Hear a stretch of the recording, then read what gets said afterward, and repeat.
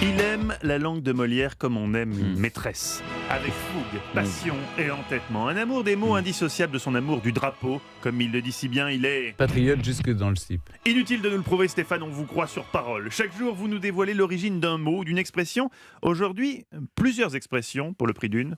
Oui, parce que les expressions gauloises. Mathieu, vous êtes un grand barbu. Bien moi, aujourd'hui, Oui. je voulais souhaiter un joyeux anniversaire à un petit moustachu de 61 ans, Astérix.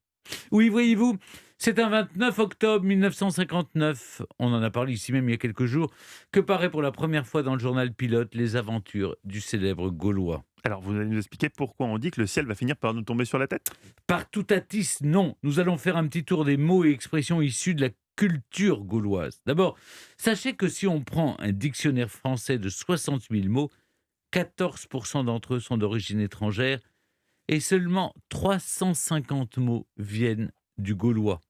C'est la faute aux druides qui se méfiaient de l'utilisation de l'écriture, mais aussi forcément aux Romains qui ont imposé à la Gaule leur langage.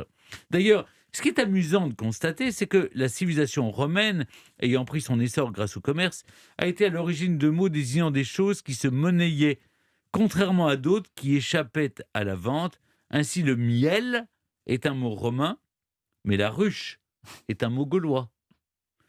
Dans la même logique, le vocabulaire noble a été accaparé par l'envahisseur, là où les choses peu reluisantes ont été laissées aux Gaulois.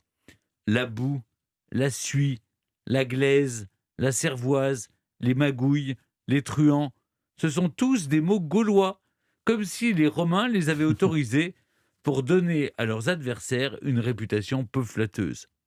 Pour finir, sachez que partoutatis est un juron inventé de toutes pièces par Uderzo et Goscinny, même s'ils se sont fortement inspirés de Teutates, qui lui était un authentique dieu celte. Ah, parce que Toutatis n'existe pas.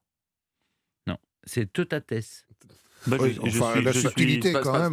loin quand même, oui. Oui, mais je suis un peu déçu. Je Mais suis non, un peu au déçu, contraire. Stéphane. Vous savez maintenant d'où ça vient. Ah oui, non, mais oui, ça, je vous remercie. vous. Toutatis vient de Teutates. Effectivement, bah, je l'ai noté. Et Obélix n'a pas existé alors. Pas trop d'informations tristes en une seule journée. Historiquement vôtre se termine.